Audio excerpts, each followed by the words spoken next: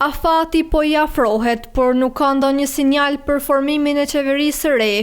Mandatari për kryeministër Albin Kurti duhet të paraqes për miratim përbërjen dhe programin e ekzekutivit të ri, më së largu deri të dielën.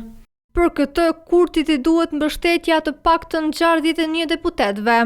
Me këtë çështje është shqetësuar edhe presidentja e Republikës, Vjosa Osmani, e cila po pret angazhim nga partitë politike.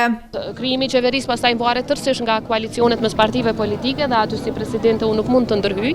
Besoj mund t'i pyesni partitë deri ku kanë arritur me këtë çështje, mirë po unë nuk do të sugjeroja që nuk ka përpjekje, sepse nuk vetëm pse ne nuk i dim, nuk do të thotë që ato nuk janë duke ndodhur. Nuk jam e sigurt nëse ka përpjekje, nëse ato janë të mjaftueshme. Osmani kërkesën e listës serbe në gjykatën kushtetuese për pezullimin në punës së kuvendit, po e shet të rrezikshme.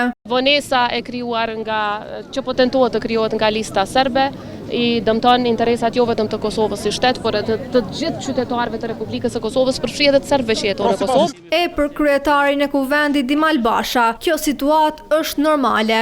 Kanë drejt mua në konkret. E fjalën në gjysmë ja la nën kryetarja e kuvendit, Albulena Haxhiu, me një ndërhyrje ku lavdërohet se ngërçi i kuvendit është zgjidhur. Kuvendi është konstituar, kjo është shumë e rëndësishme, presim votimin e qeverisë. Të martën Kurti ka deklaruar se ende nuk ka zhvilluar komunikime me ndonjë parti apo deputet, por ka paralajmëruar se në ditët në vijim do të nisë një plan konkret për këtë proces.